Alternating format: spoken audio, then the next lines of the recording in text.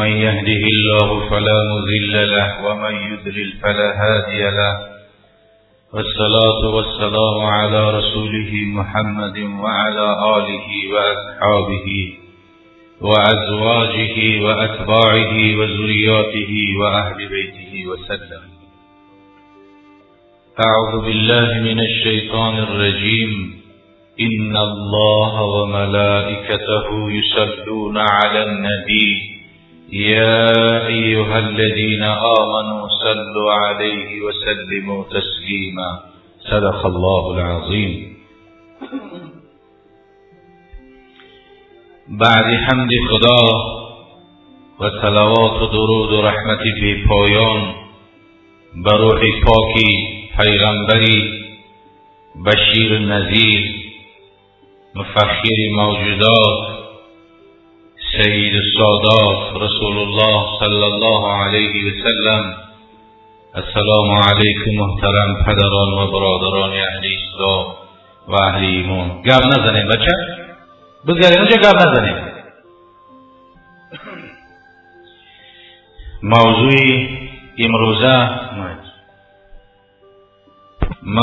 امروزه طبق وعده جمعه گذشته از محبت رسول اکرم صلی الله علیه و سلم که امروز در مسجد حاجی سفرم مولود نبی صلی الله علیه و سلم که الحال رفته ایستاده است، طبق وعده حاضر شدیم تا که یک چند سخنی در این باب با شماها صحبت کنیم انشاءالله تا وقت نماز.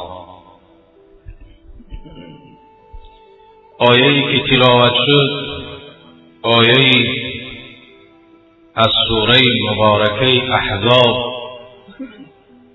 که در این باب خداوند جل جلاله خدای لایزال 14 قرن پیش به ما و شما خبر داد. خداوند جل جلاله آیه‌هایی در قرآن فرمود که فرض شدن امری به نماز کرد اقیموا الصلاة و آتوا الزکات، و پا دارید نماز را ای بنده ها و بدهید زکات.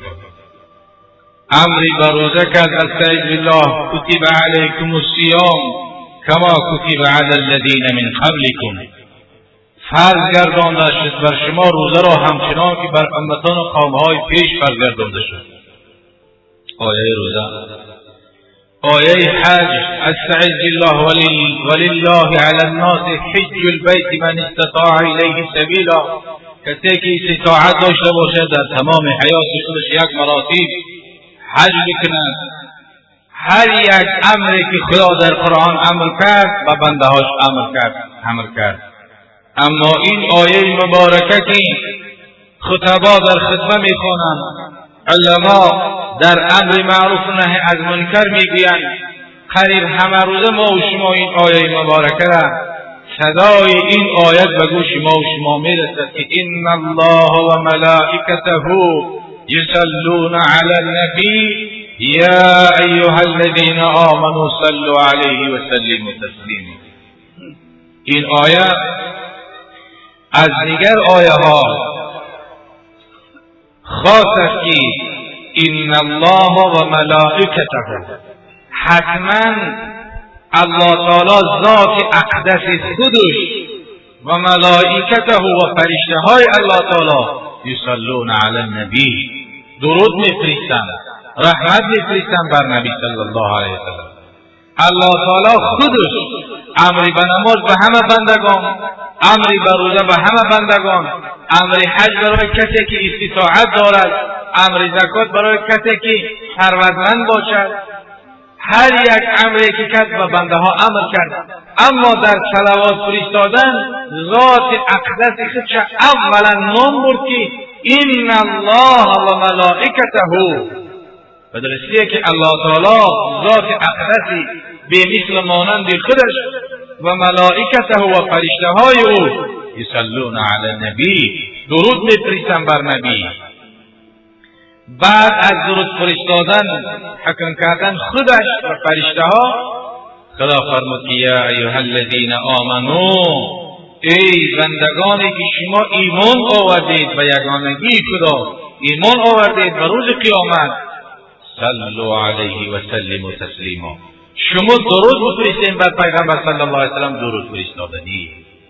از این آیه مبارکه صلوات فرستادن بر هر یک ما و شما حکمی فرض است و حکمی واجب است. حتی که نمازی که ما و شما میکنیم، نماز بیخواندگی ما و شما بی صلوات بی درود نیست. حتما درودها میخوانیم. اللهم صل علی محمد، اللهم بارک علی محمد میخوانیم. و عن ابن عباس رضی الله تعالی عنهما مرفوعا اتاني جبريل فقال يا محمد لولاك ما خلقت الجنة ولولاك ما خلقت النار. حضرت شاه مفسران عبدالله ابن عباس ترجمان قرآن، کسی که در زمان رسول اکرم در زمان صحابه هیچ کس قرآن را به مثل عبدالله ابن عباس نمیدونید، شاه مفسران بود. فرمود که پیغمبر صلی الله علیه و سلم گفت که جبرائیل امین از آسمان به نزد من آمد، گفت که یا محمد صلی الله علیه و سلم لولاک ما خلقت الجنه. ای محمد صلی الله علیه و سلم اگر تو نمیشیدی خدا جنت خلق نمیکرد، اگر تو نمیشیدی خدا دوزخ خلق نمیکرد. یعنی اگر وجود پیغمبر نمیشید خدا هیچ چیزی خلق نمیکرد. همه از طفیل پیغمبر صلی الله علیه و سلم با وجود آمدن. نسخه شیرازه هستی اوست، جمله عالم بندگان و خاصه اوست. حضرت عبدالرحمن جامی میگوید نسخه شیرازه هستی اوست، جمله عالم بندگان و خاصه اوست. همه از طفیل رسول اکرم صلی الله علیه و سلم به دنیا آمدن. رسول الله صلی الله علیه و سلم محبتش و دوست داشتن پیغمبر صلی الله علیه و سلم که ابو هریره راوی حدیث است، حدیث از بخاری نقل میکند که قال رسول الله صلی الله علیه و سلم فوالذی نفسی بیده لا یؤمن احدکم حتی اکون احب الیه من والده و ولده. پیغمبر صلی الله علیه و سلم حدیث میگه ابو هریره که رسول اکرم قسم خورد که قسم به ذات بابرکات، قسم به ذات خداوند که جان محمد صلی الله علیه و سلم به قدرت اوست، ایمان یکته شما کامل نمیشود، پر نمیشود حتی که شما دوست دارید پیغمبر از پدرتان و از فرزندتان زیادتر. اگر پیغمبر از پدر و مادر و فرزند دارید از همه بالاتر بیشتر دوست ندارید، یقین بدان که ایمان کامل نیست. این حدیث بخاری نقل کرده است. راوی حدیث ابو هریره رضی الله تعالی عنه. رسول الله صلی الله علیه و سلم ذاتی هست که اگر امتش او را دوست ندارد، محبت پیغمبر در دل امت نباشد، البته که امتی چی است؟ امتی بی‌وفا است. چون شدی موجود در عالم بگفتی امتی، چون شدی موجود در عالم بگفتی امتی، در نماز و روزه از هر دم بگفتی امتی، در شب معراج نزد حق بگفتی امتی، جان بلد آخر شد و آنگه بگفتی امتی. شادی جهان کرد فدای غم امت، این طرفه که شادی جهانی ز غم اوست. او غم خورد، او عذاب کشید تا که ما شما شاد بشیم. رسول الله صلی الله علیه و سلم ذاتی مبارکی که خدای لایزال در قرآن پیغمبر وصف کرد. در قرآن وصف کرد. خدا چی فرمود؟ خدا فرمود که استعذ بالله ان کنتم تحبون الله فاتبعونی.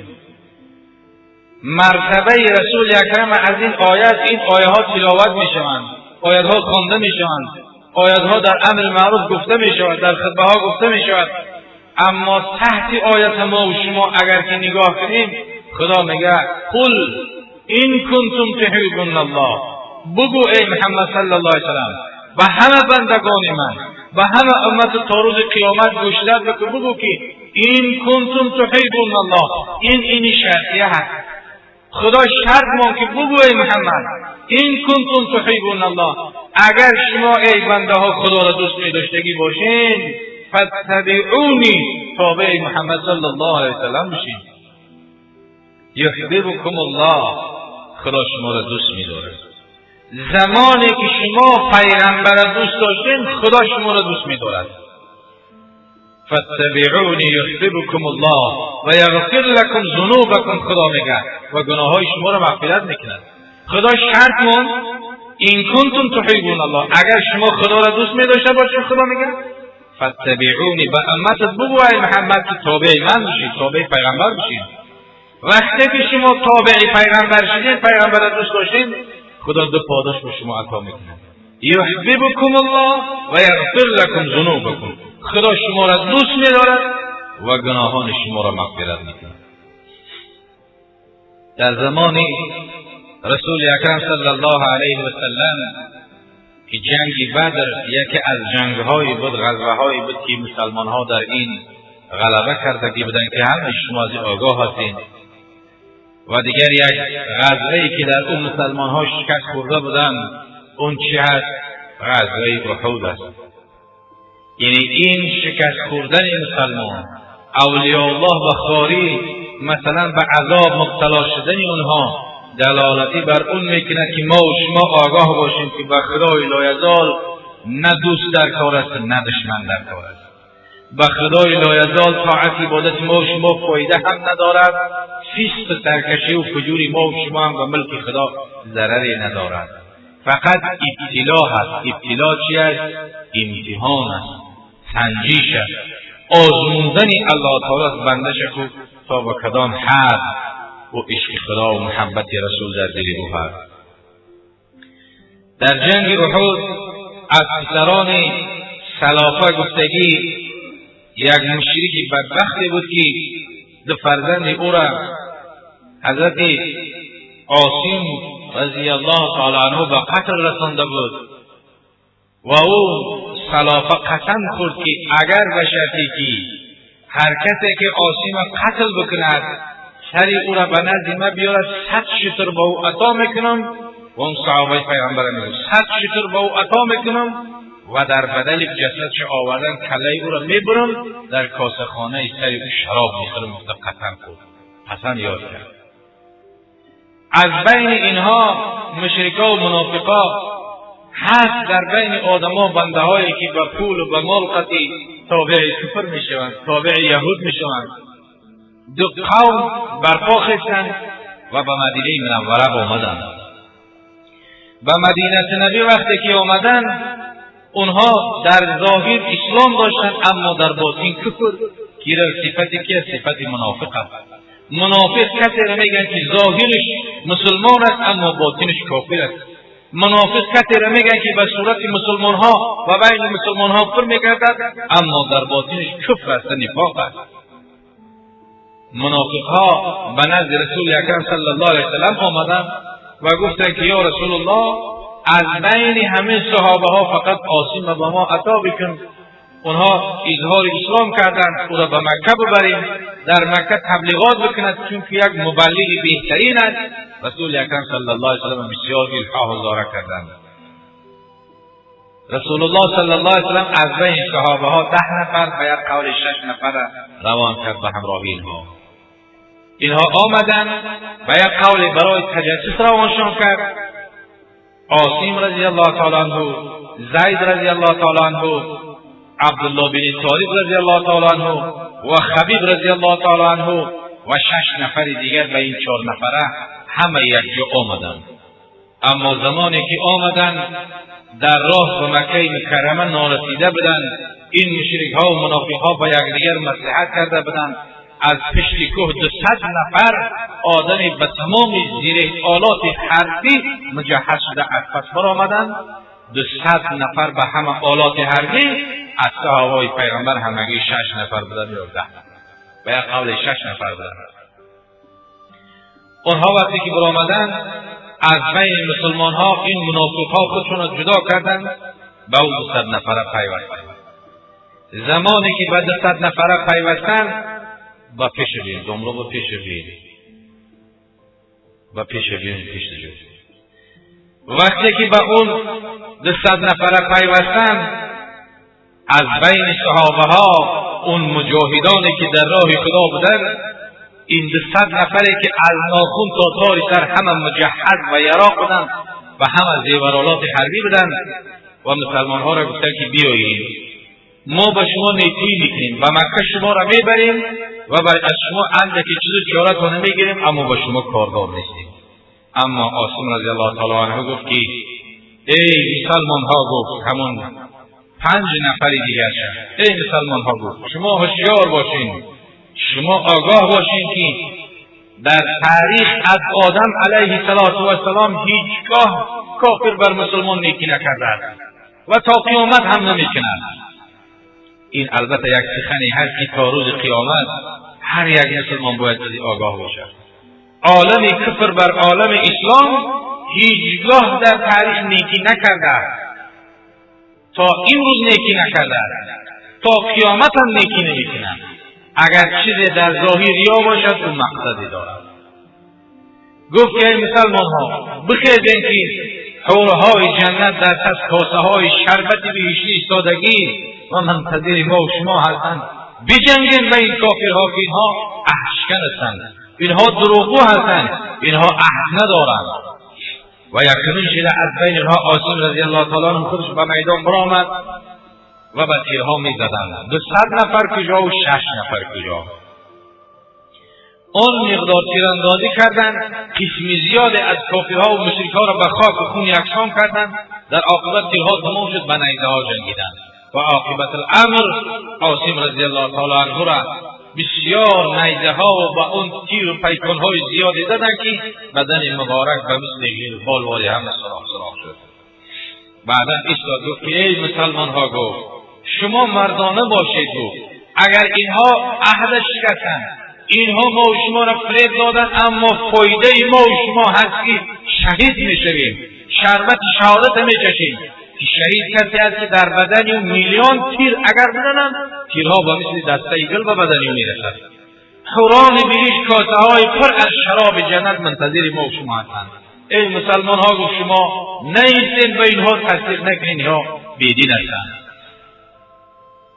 و عاصم رضی الله تعالی عنه بعد از محاربه زیاد و قتل رساندن او را و اون قسمی که پیشتر خوردگی بود که سری او را کسی به حد شکر میشن، سری او را کسی بیاره در خودخانه سری او شراب می نوشن، از این آگاه بود عاصم رضی الله تعالی عنه. وقتی که از این قصه آگاه بود، در حالتی که شربت شهادت می نوشید و می گفت که سلام مرا کیست که به پیغمبر خدا برسانم. یا رسول الله، می گفت از حال من آگاه باش که به خاطر محبت تو و به خاطر محبت الله تعالی در این راه آمدم و شربت شهادت می نوشم. می گفت اما باکی ندارم. اما صدای عاصم به گوش مبارک رسول اکرم صلی الله علیه وسلم که در مدینه برآمد بودن، در اونجا شنیدند. وقتی که سلام فرستادن، پیغمبر سلام او را جواب دادند. عاصم رضی الله تعالی عنه را به نیزه ها زدند و او را به قتل رساندند. وقتی که عاصم به قتل رسید، عاصم پیش از جان کندن گفت که خدایا، در راه تو و در راه حبیبی تو من جان من فدا میکنم. اگر 100,000 جان باشد فدای اسلام، فدای رسول الله میکنم. اگر 100,000 میلیون ها سر باشد در راه خدا، همش من میبازم در راه خدا عطا میکنم. اما خدایا سری مرا حفظ بکن که سری من به دست کافر نزند و شراب حرام بر کاسه خانه سری من ناندازد. مثل دعا کافرها منافقها جمع شدند و نزد او آمدند تا که سری او را جدا کنند و ببرند و در کاسه خانه سری و شراب بنوشد و سلافه ملعون. خداوند جل جلاله زنبورها را گماشته کرد که یک سیله زنبور آمدند، جسد مبارک پخش کرده گرفتند. هر کدومی که نزدیک میشید هیبت زنبور با او غلبه میکرد، عقیب میگشت، هیچ کس نزدیک رفتن نتوانید. گفتند شب پیش زنبورها همه دور میشوند و آمده سرعتاً جدا کرده میگیریم. اما شب که شد خداوند جل جلاله بارانی سیل زیادی به حکم خداوند جل جلاله نازل شد و یک سیل آمد و جسد مبارکی عاصم رضی الله تعالی عنه را که همه در خون آغشته شربت شهادت نوشیدگی و سیل گرفته بود، دیگر کسی نمیداند که کجا برد شد. خداوند خودش حفظ کرده. اینهایی که با همراهی عاصم شهید شدند، در بالای کوه فقط زید موند، خبیب موند و عبدالله بن طارق موند، 3 نفر دیگر موند. بعدا از بالا صدا کردند که بیایید و اینها مسلمان البته که ساده می شود. مسلمان یکی از علامت ایمانداریش سادگی او هست. از بالا پایین شدند. اولا وقتی که پایین شدند یراقهای اونها را گرفتند و به همون زیهی کمان دستهایشون را به پس پشت بستند. این عهد کافی را ببینید، عهد کافی را ببینید که امروز هم دستش میبنده و سرش خوابچه را میکشد که تا که جای او را نببیند. این رحم است، این شفقت است. این مسلمان باید که چشمش کشاده کنه، نه چشم بالای تر، چشم دلش کشاده کنه جهان امروز ببیند که چی گپ است. دستها را که وقتی که بستند عبدالله بن طارق گفت که یاران گفت چنانچه عاصم گفت این کافر هستند یا عهد ندارند وفا ندارند، اینها کذاب هستند. گفت من میخواهم که شربت شهادت بنوشم اما با همراهی اینها نمیرم. و مقابل اینها سرکشی کرد. حضرت عبدالله بن طارق هم و نیزه ها همه هجوم کردند و او را زدند و مرتبه شهادت هم حضرت عبدالله بن طارق نوش کرد. بعدا زید و خبیب رضی الله تعالی عنه هر دو اونها را گرفتند و به مکه مکرمه آوردند. اما در مکه مکرمه زمانی که اونها را که آوردند الکی در بین مردم آوازه کردند، مردم را جمع کردند، منافقین و مشرکین همه جمع شدند یک جا و زید را 50 شتر فروختند و همون انسانی که زید پدری اونها را در محاربه در جهاد و قتل رسانده بود و خبیب و 100 شتر فروختند و اونها را با اونها سپاریدند. زمانی که زید رضی الله تعالی عنه را و پسران اون کسی که خودش قتل کرده بود سپاریدند، اونها گرفتند و به دست یک غلامی دادند، آب و طعامی نمیدادند و زنجیرها میزدند، اونها را آویزانشون میکردند. هیچ یگان چند دقیقه دم میگرفتند باز آمده اونها را لطف خوب میکردند. این از آن است که پیغمبر خدا 1400 سال پیش به ما و شما گفت که بدی الاسلام غریبا و سیعود غریبا. اسلام همین به غریبی خارج پنهان شد به دنیا. اسلام ایخل به بالای قالین کرپچه نشستن نآمد و ما نرسید. اسلام ایخل امروزه اسلامی که در بالای 7 طبق کرپچه و قالین نشسته و طبق پر از نعمت دسترخوان پر اسلام ایخل به ما آمده نرسید. اونها جان کندند، شهید شدند، زن ندیدند، فرزند ندیدند،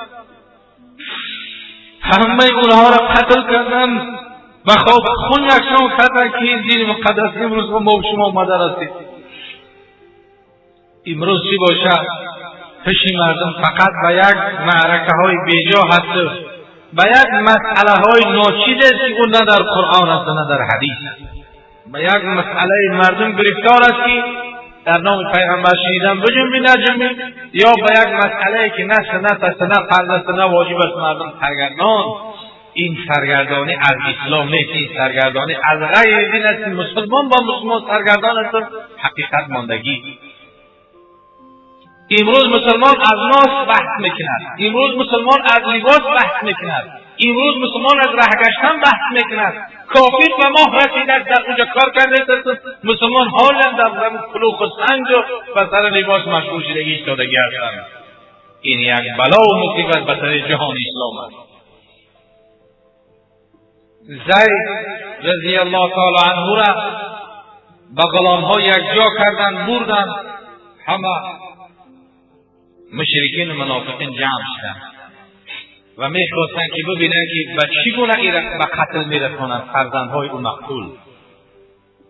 همه جمع شدند، آمدند زید رضی الله تعالی عنه را به یک مکانی آوردند و زید رضی الله تعالی عنه را زمانی که به دار نزدیک کردند و صدای خودش بلند کرد، گفت کیست که سلام مرا به رسول الله صلی الله علیه و سلم میرساند. محبت صحابه به درجه بود که در حالت جان و جانان تسلیم کردن شربتی شهادت چشیدن، نه زن میگفت، نه فرزند میگفت، نه خانه میگفت، نه پول میگفت، نه وطن میگفت. اون زن فرزنده که فردا روز قیامت در نزد خدا در بالای کرسی آتشین میشنانند و سوالت میکنند که حقها را به جا آوردی، بنده چی جواب میدی؟ بعضی از اولاد شما، بعضی از زنهای شما، بعضی از فرزندهای شما خدا میگه دشمنهای شما هستند. فاحذروه، شما احتیاط کنید از اینها. دشمن اون نیست که ما و شما را زده قتل میکند، نه. او وقتی که مسلمان قتل کرد مسلمان شهید میشه و جای جنت میشه. دشمن از همه در قتالترین بدترین همون دشمن است که تو خودت او را میخرانی، تو خودت او را میپشانی، تو خودت او را تربیتش میکنی 18 سال یا 40 سال با او زندگی میکنی. زمانی که سخنی سر نگرفت، سطر نکرد، حجاب نکرد، نماز نخواند، حکم اسلام به جا نآورد، دشمنی تو این است که در روز قیامت تو جواب میدی. در روز قیامت روبرو میشوم، میگه روی طرف سیاه کنم که تو برای چی چه دوزخ داد؟ مگه بیتره نگرفتم، کف قرآن و حدیث نگرفتم، برای چی مرا قتل نکردی که امروز من از دوزخ نجات بیام؟ دشمن اون هستن. دشمن این نیست که قتل کرد شهید میشه میره، از این که یک روز از جهان میره. از همه در دشمن ترین دشمن اون اولاد، اون همسران هستن که از تعلیم تربیه اسلامی دور ماندن. ما و شما آگاه باشیم که از تعلیم تربیه اینها در نزد خدا جوابگر هستیم. امروز همه فقط به خراندن و پوشاندن اونها است. اونه که شرایطش خوب است، دختردارای ما و شما عالیاف نشده است. یگان کسی که شرایطش خوب باشه، دخترش بخوره بپوشه، خانه و در همه آباد باشه، یگان خطر یا که یگان خاندان دختر دعوا نرفت پیش شوهره که تو برای چه تعلیم اسلام نمیدی؟ تو برای چی امر نمیکنی 5 وقت نماز شب بخونه؟ تو برای چی حکم نمیکنی که سطر حجاب اسلامی داری آیه کنه؟ این از اون نفقت از ضرور سر است که در نزد خدا جواب میدی. زید رضی الله تعالی عنه گفت کیست سلام مرا بر حبیب خدا میرساند گفته و دعا کرد و زید آوردن و تگ همون یک چوبی که و مثل داغ قریب آویزان کردن، از هر طرف نیزه ها و طرفی گردانده بودند. همه مشرکین و منافقین در اوج تماشا داشتند. ابو سفیان در اوج حاضر بود و ابو سفیان نزدیک شد گفت که ای زید، گفت حاضر ما را قتل میکنیم، دار میکشیم، بعدا به نیزه ها تنه طرف به مثل غیربال واری پاره پاره میکنیم. آیا تو راضی هستی؟ راست بگو، به خدا سوگند که آیا تو راضی هستی که به جای تو در اینجا محمد صلی الله علیه و سلم باشد و تو به همراهی زن و به همسر و فرزندات باشی و در خاندانت آرام باشی؟ اما محبت پیغمبر بود که زید چی گفت؟ زید گفت که ای ابو سفیان و ای مردم، گفت هیچگاه سوگند به خدا که من راضی نیستم اون نعمت به من حرام بود که من به همراه زنم، با همراه دختر بچم آرام در خانه نشسته باشم و در پای رسول خدا یک خاری رفته. گفت هیچگاه از این من راضی نیستم. سوگند به خدا که اگر 100,000 جان داشته باشم، جان خودم، زن و فرزندم همه نابود شود، اما نمیخواهم که در پای مبارک حبیب خدا یک خاری بخلد. او پیغمبر است که به خاطر امت شیعه از همه گذشت، از دنیا گذشت، از راحت گذشت. او پیغمبر بود که سحر که از حجره مبارک برآمد، عمر رضی الله تعالی عنه خلیفه پیغمبر عمر بن خطاب آمد، چهره مبارک پیغمبر نگاه کرد، بسیار اشک‌های عمر جاری شد. رسول اکرم گفت که عمر مایوب که چی طرح بگریه آورد؟ عمر گفت یا رسول الله، گفت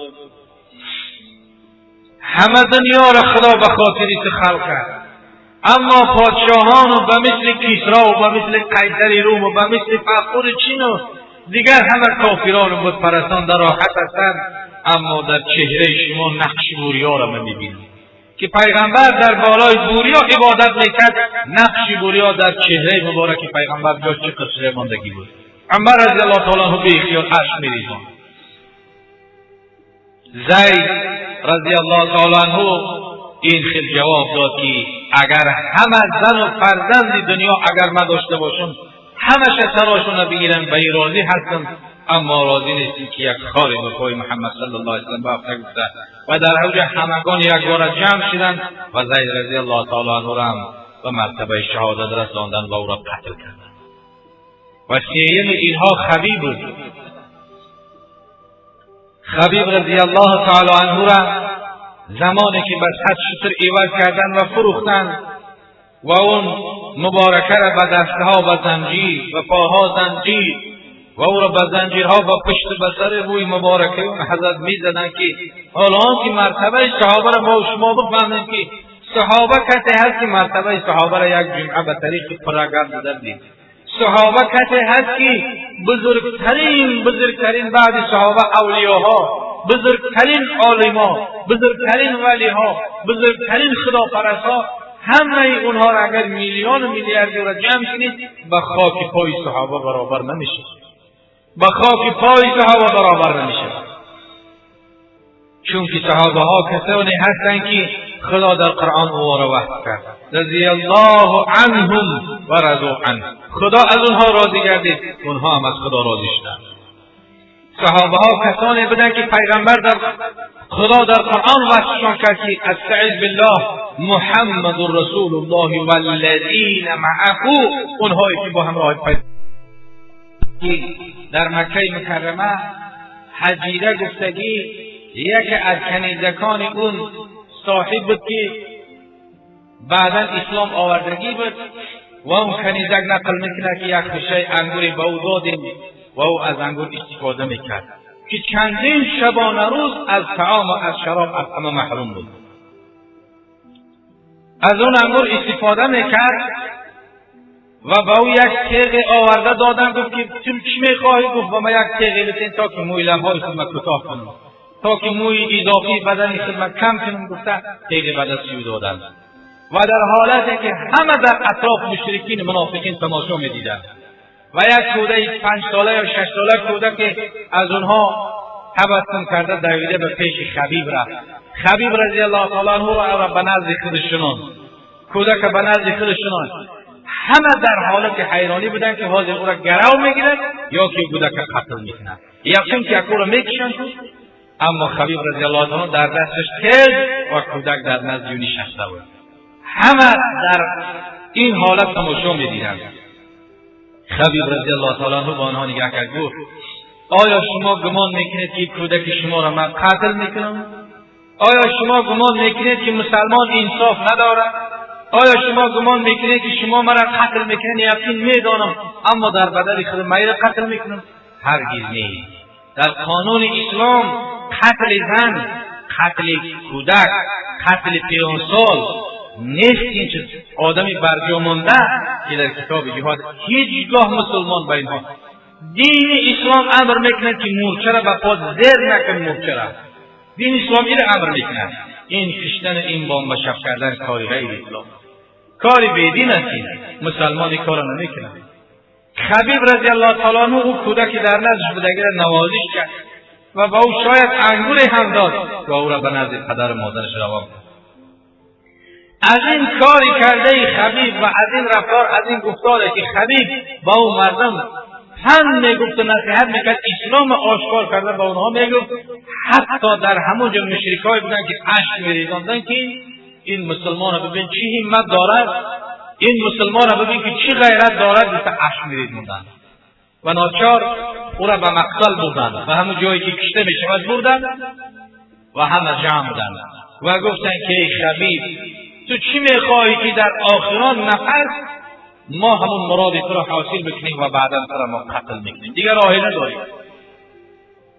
خبیب رضی الله تعالی عنه گفت که اگر شما به گفت من بکنین فقط و من اجازت بدهید که طهارت بکنم و 2 رکعت نماز بخونم، 2 رکعت نماز بخونم که بجز پروردگار چیزی ندارم، بجز پروردگار چیزی نمیخواهم، 2 رکعت نماز بخوانم و میگفت اگرم هیچ نباشد نه به دنیا نه به عقبا، اگرم هیچ نباشد نه به دنیا نه به عقبا، چون تو دارم همه دارم دیگرم هیچ نباید. اگرم هیچ نباشد نه به دنیا نه به عقبا، خدا را میگه چون تو دارم تو را دارم خدایا و به تو ایمان دارم، چون تو دارم دیگرم هیچ نباید میگه. و طهارت کرد، 2 رکعت نماز خواند، در نماز تلاوت میکرد، سوره الحمد میخواند، سوره فاتحه سوره هست که بنده و خدا تماس میگیرد.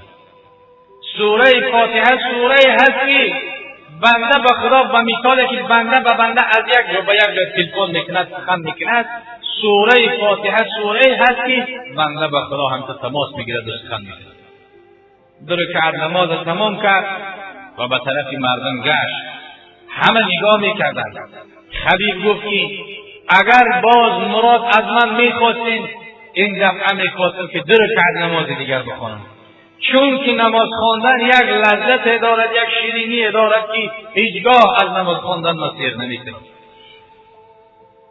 نماز برای آدم عاشق، آدمی که عشق الهی در قلبی او است، آدمی که عشق محبت پیغمبر در قلبی او است، انسان بنده که عشق و محبت ایمان اسلام در قلبی او باشد، از نماز خواندن سیر نمیکند. شیرین ترین، بالذت ترین، بهترین، خوبترین و اجرترین از همه و همه دیگر هیچ عبادتی دنیا با نماز برابر نمیشود. هیچ عبادت به نماز برابر کرده نمیشود. از این روایت که رسول اکرم گفت که فمن اقامها فقط اقام الدین، کسی که نماز به پا می‌دارد دینی او برپا هست. و من اهانه فقط اهان الدین، کسی که اگر نماز نداشته باشد عبارت دینی او به خاک یکسان پیغمبری خدا. فرق بین مؤمن و غیر مؤمن نماز و پیغمبر. و در حالت اخیر مردن زن نگفت، فرزند نگفت، یار و رفیق نگفت، پول و مال نگفت، منصب نگفت، وطن نگفت، بلکه نماز گفت. اگر اجازه باشد 2 رکعت نماز دیگر بخوانم که دیگر اجازه ندادم، فرصتی را ندادم.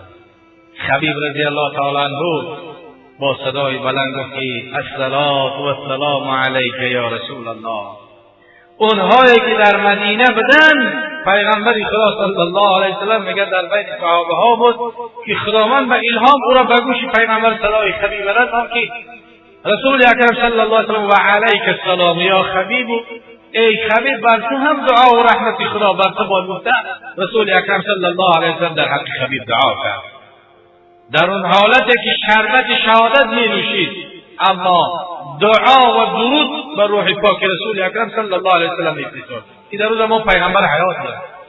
بعدا خبیب رضی الله تعالی عنه را جمع شدند و همگی او را به دار کشیدند و همه به یک جایگی او سرهنگاه و منافقات جمع شدند. زیاده از 60 نفر بودند که با بدن او به مثل غربال و نیزه ها را زدند، اما بدن مبارک به مثل غربال و سوراخ شد. بعدا اندکی ایستاد به نزد او آمدند گفتند که ای خبیب، آیا تو میخواهی که در جای خودت رسول الله را ببینی، پیغمبر صلی الله علیه و محمد را ببینی؟ آیا میخواهی؟ آیا تو میخواهی که تو در جای امن به فراغت باشی؟ گفت که سوگند به خدا، قسم به خدا که پوست و استخوان و گوشت خدمت که کت کشیدن شده من راضی هستم، اگر 100,000 جان باشد، اگر 100,000 خبیب باشم، اما راضی نیستم که به پای مبارک پیغمبر خارجی خلق گفتن. این عبرت برای همه امتان پیغمبر صلی الله علیه وسلم تا قیامت است که محبت رسول الله صلی الله علیه وسلم در دل صحابه چنین نیست. اما در حالت مرگ، در حالت شربت شهادت نوشیدن، اونها چی میگفتن؟ سلام مرا به پیغمبر کی است برساند. در حالت شربت شهادت نوشیدن چی میگفتن؟ و من اجازه شود که 2 رکعت نماز بخونم. در حالت شربت شهادت نوشیدن اونها چی میگفتن؟ در ضمیر ما نمیغنجد و غیر از دوست کرد، در قلب ما در زمین ما نمی‌گنجد بغیر از دوست کس. هر دو عالم را به دشمن ده، ما را دوست بر. هر دو عالم را به دشمن ده، ما را دوست بر. اونهایی که دوستی الله را انتخاب کردن، اونهایی که دوستی پیغمبر انتخاب کردن، اونها چی میگن؟ هر دو عالم خدایا به دشمن بده. نه بهش لازم است و نه دوزخ در کنند. نه پروای بهش دارم، نه از دوزخ حذر دارم میگه. فقط بر رضایت خدایا مکار. حضرت غوث الاعظم در یکی از نظمهاش میگفت عبدالقادر جیلانی که خدایا اگر 100,000 سال در دوزخ مرا بسوزانی، به زنجیرهای آتشین گرفتار کنی، من راضی هستم که یک بار تو به من بگوید ای دیوانه حالی تو چیست؟ از این سؤال تو من رقص میکنم، از اون جنت برای من اینجا بهتر است که یک بار به من سوال کنی که ای دیوانه حالی تو چیست؟ حضرت عبدالقادر جیلانی غوث الاعظم پیر طریقه قادریه که در جهان اسلام به همه مشهور است، در وصف پیغمبر خدا چی گفت؟ عبدالقادر جیلانی غوث الاعظم که یکی از شخصی‌های هست که 87 سال پیش از شاه نقشبند حضرت بهاءالدین به دنیا آمدگی بود. 87 سال پیش به دنیا آمد، اما به کرامات میگفت که 87 سال پیش میگفت که در بخارا کسی به دنیا میآید که همه تشنگان، لب تشنگان، عاشقان اسلام، عاشقان خدا و محبان پیغمبر از جوی سیراب میکنند که در حق بهاءالدین سخن گفتگی هست. عبدالقادر جیلانی که امروز مرقد مبارک، ثروت مبارک در بغداد است که الحمدلله خدا نصیب کردگی بود که در بغداد رفته زیارتش کردیم. اما زیارت کردن همه بزرگوار امام رضا، حضرت ابو حنیفه دیگر همه را زیارت کردیم، اما غوث الاعظم یک شخصیت هست که زمانی که به زیارتی اون کس میره به اطراف قبر همون که چرخ میزنی حتی پاها حرکت نمیکنی، پاها زانوها حرکت نمیکنن که آیا من لایق ندارم که به زیارت این کس بیام گفته و جهاد می نشینی. در حق رسول اکرم حضرت غوث الاعظم که محیب رسول الله بود، حضرت عبدالقادر جیلانی از اولاد پیغمبر صلی الله علیه وسلم خودشون هستند. در وصف پیغمبر در یکی از بیاض خودش چنین گفت: ای غباری خاکی کویت سرمه چشمی فلک، ای غباری خاکی کویت سرمه چشمی فلک، ای به تو محتاج خلقی هر دو عالم یک به یک. یا رسول الله توی کانی ملاحت پر کمال، کست باید بود خوبانی دو عالم را نمک. هر کیو امروز مالد روی در خاکی درد، آن مبارک روی فردا حیدر آید در فلک. شام سبحان الذی اسری بعبدی شد ثواب، بر براقی راهواری برق همچون تیز تر. که خدای لایزال در شب معراج حبیبی خود به مهمانی سبحان الذی اسری بعبده لیلا من المسجد الحرام الى المسجد الاقصی، در شب از مسجد الحرام با بیت المقدس، از بیت المقدس و عالم بالا حبیبی خود خداوند جل جلاله مهمان سیر جنت کرد، سیر دوزخ کرد، پیشکی همه را دید تا که فردا روز قیامت از آتش دوزخ نترسد و نهراسد و امتی خدا شفاعت بکند. شام سبحان الذی اسری بعبدی شد ثواب، بر براقی راه روی برق همچون تیز تر. در مقام قاب قوسین خدا کرد سلام، تو رساندی سلامی حق به امت یک به یک. از خدایت رحمت و از شفاعت روز حشر، در نجات آسیانی امتی تو نیز شد. تا ملک بشنوده از صلوات تو از امتت، عذرخواهی از گناه امتی تو شد ملک. بزرگی رسول اکرم بگی ما و شما بر پیغمبر درود میفرستیم، اللهم صل علی محمد و علی آل محمد میگیم، از این صلوات ما و شما خداوند فرشته میآفره که تا روز قیامت در حق او بنده دعای مغفرت میکنه. خدایا این بنده تا بامر که و حبیبی تو درود فرستا. گر نبودی روی تو میبود در کتمی عدم، اگر تو نمیشیدی ای پیغمبر هیچ چیزی نمیشید. اگر تو نمیشیدی جهان نیست میشد. اگر تو نمیشیدی زمین و آسمان خلق نمیشد. اگر تو نمیشیدی پیغمبر میگه رسول الله اگر تو نمیشیدی هیچ کسی نمیشد. گر نبودی روی تو میبود در کتمی عدم، هم ولی و هم نبی و هم سماوات و سماء. اگر چهره زیبای تو نمیشد ای رسول خدا میگفت غوث الاعظم نه اولیاها میشنن، نه انبیاها میشنن، نه سماوات نه آسمان ها میشنن، نه سمک نه زمین ها میشنن. چیزی را خدا خلق میکنه. مرغ جان ها را بود پر از صلوات لطف تو، به شهپری تو این چنین نتوان پریدن بر فلک. مرغ جان قلب ما و شما، ایمان ما و شما فقط به صلوات با قوت می شود. به صلوات بر پیغمبر قوت می گیرد و پرواز می کند. نامه های آسیانی امتی خود را ببین. حضرت عبدالقادر جیلانی می گوید نامه های آسیانی امتی خود را ببین، پس فرما تا گناهان را کنن از نام چک. آسیان امت ای رسول الله که دیدی همه سیاه هستن نامه ها، تو امر بفرما که اونها را از اون نامه ها کوره بسازن، محو بسازن.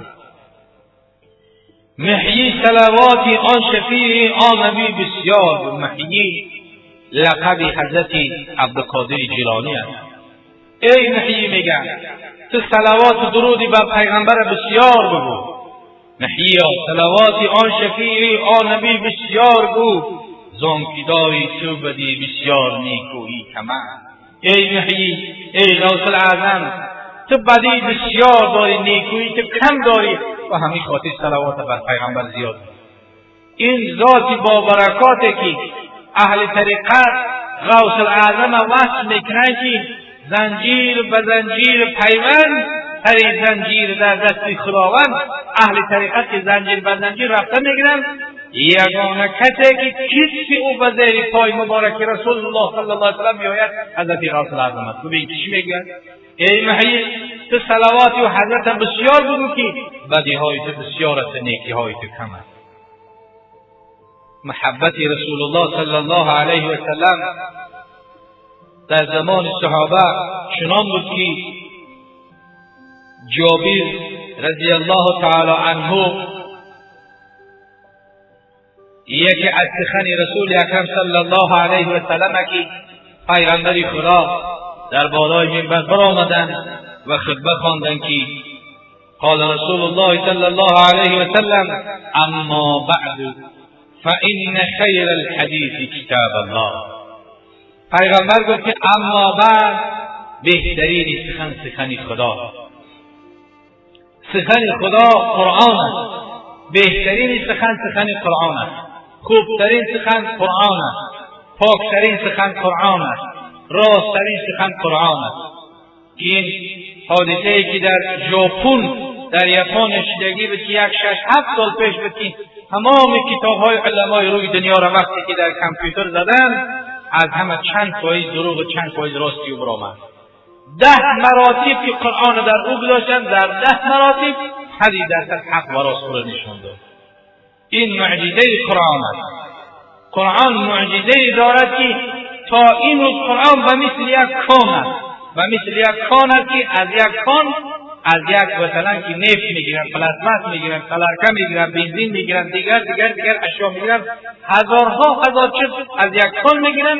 قرآن به منزله یک کانی هست که عالم فیزیک از فیزیک چیزی میگیرن، عالم شیمی از چیزی میگیرن، ادبیات، تاریخ، صنعت، تمام اختراعات و هر چیزی که علم و فن در قرآن موجود است. قرآن با مثل کان است. رسول اکرم گفت که خیر الحدیث کتاب الله، بهترین سخن کتاب خدا است. و خیر هدی محمد صلی الله علیه و سلم، بهترین هدایت، بهترین راهنمایی هدایت محمد صلی الله علیه و سلم است. رسول اکرم صلی الله علیه و سلم ذاتی هستند که امت خودش پدر و مادر به مثل پیغمبر تعلیم ندادند. پیغمبر کسی هست که حتی مشرک‌ها و مسلمان‌ها طعن می‌زدند که پیغمبری هست که امت خودش از استنجا کردن، از توالت رفتن، از غسل کردن، از طهارت کردن تعلیم می‌دهد. ولی از پدر و مادر هم مشرک‌تر و مهربان‌تر پیغمبر ما و شما هست که ما و شما را از استنجا کردن، در تابستان چکل استنجا کنید، در زمستان چکل استنجا کنید، و کدام دست استنجا کنید، چکل مکان مقعد بشوید، چکل طهارت کنید، چکل سلام بکنید، چکل عبادت بکنید. یگان عمل در دنیا نیست که پیغمبر ما و شما را از تعلیم نداده باشد. و بهترین هدایت پیغمبر است. و شر الامور محدثاتها، پیغمبر گفت که بدترین امور، بدترین کارها نوپیداهای او هست. و کل بدعت دلالت، هر یک بدعت سیئه دلالت است. بدعت سیئه گفت بدعت هایی که بعد پیغمبر پیدا شد، بدعت هایی که بعد پیغمبر زیاد شد، هزارها و میلیون ها بدعت پیدا شد. اون بدعت های بعد در زمان پیغمبر نبودن که اون بدعت ها، بدعت است مقابل سنت است. بدعت مقابل سنت است، ان همون بدعت گمراهی است، ان همون بدعت شیعت دلالت است که انسان کشیده به دوزخ میبرد. اون بدعت گمراهی. رسول اکرم صلی الله علیه و سلم در دیگر حدیث فرمودند که کل امتی یدخلون الجنه. رسول الله صلی الله علیه و سلم پیشکی همه ما و شما را خبر کرد و آگاه کرد که ای امتی من، ای مردم، ای امتی من، ای مسلمان ها، ای مؤمن ها، ای زن ها و ای مرد ها، خطاب به همه تا روز قیامت است که آگاه باشین که کل امتی من داخل جنت میشه. کل امتی یدخلون الجنه الا من ابا، مگر کسی داخل جنت نمیشود از امتی من که رسول اکرم ایبا میکنه، سرکشی میکنه. امتی من همش داخل جنت میشه، مگر هموی داخل جنت نمیشود ایبا میکنه، سرکشی میکنه و جنت نمیرود. اهل اصحاب در عصر پیغمبر از این سخن پیغمبر صلی الله علیه وسلم حیران شدند و گفتند که و من ابا، یا رسول الله کیش او از امتی که ایبا میکند جنت رفتن است؟ قال، پیغمبر گفت که من اطاعنی دخل الجنه و من عصانی فقط ابا. که این حدیث امام بخاری روایت کرد که رسول اکرم گفت کسی که اطاعت من بکند اون داخل جنت میشود و کسی که از اطاعت من سرکشی مرا بکند اون ایبا کرده داخل جنت نمیشود. همه امتی من داخل جنت میشود. کی هستند؟ همون کسانی که اطاعت پیغمبر بکنند، همون کسانی که به سنت رفتار و گفتار پیغمبر عامل باشند، همون کسانی که همه افعالشون مثل افعال پیغمبر صحابه باشند، اونها داخل جنت میشن. اما او کسی که ایبا میکند کسی هست که سرکشی میکند از سنت پیغمبر، کسی هست که اون نماز یعنی که سنت های رسول اکرم به جا نمیآورد، او کسی هست که به رسول اکرم محبتی ندارد، چون ایبا کرده است داخل جنت نمیشود. رسول الله صلی الله علیه وسلم در یکی از کتاب‌هایی که یک بیان از کتاب‌های شافعی رحمت الله علیه بود که به خاطرم رسید، رسول اکرم حدیثشان هست که فرشته‌ها قنات‌های خودشان را در زیر قدم طالب علم پهن می‌کنند. هر کسی که طالب علم باشد، طلبه علم باشد، از یک عالم درس تعلیم بگیرد، به تقوا باشد، مرتبه او در نزد خدا چنان بلند است که فرشته های الله تعالی میآیند قنات‌هاشون در زیر پای او چنب میکنند که قدم طالب علم به قنات او فرشته برسد. قدم خاک‌های غبار طالب علم به قنات همون فرشته برسد. وقتی که قدم غبار پای طالب علم به قناتی با او پرهای فرشته رسید، او در بین دیگر فرشته ها فخر میکرد که قنات من در زیر پای طالب علم رسید. و این حدیث رسول اکرم صلی الله علیه وسلم در اون کتاب میارد که چند بعد از زمانی که حضرت شافعی رحمت الله علیه رضی الله تعالی عنه میگه که یک کسی به این حدیث شک آورد، به این حدیث شک آورد و در زیر قدم خودش یک چوب تراشید و در زیر اون چوبها میخها را تیز کرد گذاشت و مسخره کرد، حدیث پیغمبرش شروع کرد. حالا که اسلام چی امر میکنند؟ من استهزأ بالعلم والعلماء فقد کفر. کسی که استهزا میکند به علم شریعت مسخره بازی میکند، به اسلام ایمانش مسخره بازی میکند، به قرآن مسخره بازی میکند، به پیغمبر مسخره بازی میکند. بالعلم والعلماء فقد کفر بما انزل علی محمد. او بدین میشود، کافر میشود بر او دینی که پیغمبر خدا بر او پیغمبر فرستاده است. و این شخص به سعادت در زیر قدمهای خودش این قصه واقعیت یک چوب تراشید، از بالا میخها را زد، از پایان میخها برآمدند و در بین مردم برآمد گفت که من به این قدمها گفت قناتهای ملائکه ها را، فرشته ها را گفت من به این زیر میکنم قناتها را میشکنم. گفت قدم زد، اونها را تیار کرد، یک قدم نزده بود که یکی از همون میخها به یک پاش، میخ دیگر به پای دیگر کم طرف سوراخ کرد، کم طرف سوراخ کرد، خون آمد و آنها را پشت به در کرد. از همون جای سوراخ کردگی تا به همون بری بالا تا نیست همه پای اونها را سیاه شدن گرفت و بعد از سیاه شدن بوی گرفت، بعد از بوی گرفتن کرمها به خود نشد کرد. آیا به حدیث پیغمبر شک میارید؟ آیا به گفته رسول اکرم صلی الله علیه و سلم بنده ای که شک میارد حالش از این بدتر میشود؟ و از اون سوراخی که از اون میخی که خودش او را زیر کردگی بود، تیار کردگی بود، اندکی یره شد و از اون پا سیاه شد، هر دی پای او را تا بری بالا تا میان شد همه سیاه شد و کرمها میخوردن و عشق میریزند و توبه میکرد، تضرع میکرد، میگفت که این وای بر حال او بنده ای که بر حدیث پیغمبر شک بیارد، وای بر حال او بنده ای که حدیث رسول اکرم خدا نداد و حدیث رسول اکرم مقابلیت کند، وای بر حال میگفته و اون کرمها رفتن به دل جگرش رسیدن، عاقبت او به سعادت بدبخت از جهان گذشت، مرده نیست، نابود شد. از این رو ما و شما که وقتی که دعوا میکنیم که محبت رسول الله داریم، باید که سنت‌های پیغمبر را به جا بیاریم، باید که همون رفتار و گفتاری که رسول اکرم صلی الله علیه و سلم داشت باید ما و شما عامل او باشیم، سنت‌های پیغمبر را به جا بیاریم.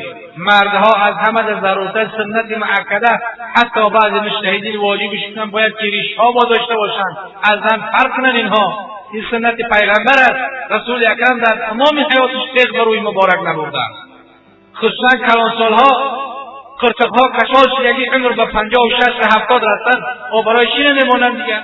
در منصبی نداشته باشی، سر یک از جنگ جنجال نکنه، برای چی رو میتراشی؟ برای چی رو تراشته میتفرد؟ سنت پیغمبر است. وقتی که دعوا میکنی که محبت پیغمبر در قلب معز. اعرابی نزد رسول اکرم صلی الله علیه وسلم آمد و رسول الله صلی الله علیه وسلم سوال کرد که متی ساعه؟ گفت که ای رسول خدا کی قیامت می شود؟ پیغمبر خدا گفت که ما اعدت له، برای قیامت چی تیاری دیده ای؟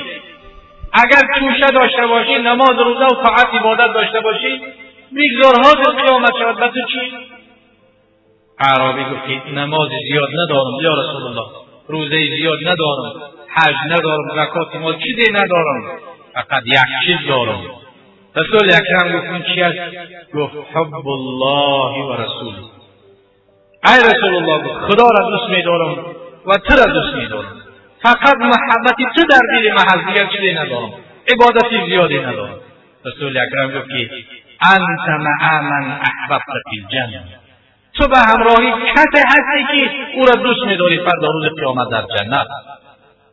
اگر ما پیغمبر را دوست بداریم به پیغمبر مشهور میشیم، زمانی که تقوا و سنت پیغمبر را به جا بیاریم. انت مع من احببت فی الجنه، تو با همراهی کسی هستی که او را دوست می‌داری روز قیامت. اگر بنده نعوذ بالله بیدین و بد اخلاق فاسق فاجر را دوست بدارد، فردا روز قیامت با او داخل دوزخ میشود. مسلمان و مسلمان زاده که سر لباس خودش به مثل سر لباس بیدین بکنه، مسلمان و مسلمان زاده که سر لباس فهمید سر لباس اروپایی بکنن، به شرم به حیا و به ستر باشن، همونها قطعی روز قیامت دست بعد از داخل دوزخ میشن. اینه من نمیگم، اینه یکان اولیاء و عالی نمیگن، اینه پیغمبر خدا 1400 سال پیش گفت که من تشبه به قوم فهو منهم، کسی که به کدام قومی که خودش تشبیه کنه فردا روز قیامت با قوم محشور میشه. کدام قومی را که دوست دارد با قوم محشور میشود. جنتی را دوست دارد جنتی، دوزخی را دوست دارد دوزخی. و آخر دعوانا ان الحمد لله رب العالمین. پروردگارا بر حقیقتی گفته های خودش به قرآن و حدیث عمل کردن ما و شما را نصیب و روزی بگرداند. پروردگارا محبتی حبیبش را و محبتی خودش را، ایمان و اسلام و قرآن را در دل تمام مسلمان روی جهان پروردگارا جایگزین بگرداند. خصوصا در این جمهوری عزیز ما تاجیکستان عزیز ما را پروردگارا پرفیض با برکات بگردانید. پروردگارا محبتی خودت و محبتی حبیبت را، محبتی ایمان و اسلام و قرآن را در دل تمام مسلمانی جمهوری تاجیکستان جایگزین بگردانید. خصوصا رهبران دولتی ما را پروردگار، خصوصا پرزیدنت، عدل انصاف شعار اینها بسازید. اقبال و آبروشون پروردگار را زیاده بگردانید. خدمت کردن به خلق خدایا نصیبشون بگردانید. پروردگار خصوصا این منطقه کلاب ما را از همه آفتها خدایا نگه بدارید. پروردگار در بین تمام مسلمان های جمهوری دوستی و رفاقت همدیگر فهمی را پروردگار برقرار و بردوام سازید. پروردگار فتنه های شیطنت را از این ملک ما برداشته نیست و نابود بگردانید. پروردگار به حرمت حبیبت و به حرمت محبت حبیبت ما را در دنیا با اسلام نگه بدار خدایا، با ایمان نگه بدار، با ایمان و اسلام زندگی کردن خدایا نصیب و روزی ما بگردان. پروردگارا از این جهان که رخت بستیم با ایمان و اسلام خدایا، اخیران سخن ما را با کلمه طیبه لا اله الا الله محمد رسول الله پروردگارا به خاتمه برسان. پروردگارا به حرمت این روز جمعه هر کی را مراد است، مقصود است، حاجات است، مطلب است و لطف کرمی خودت برآورده خیر بگردانیم.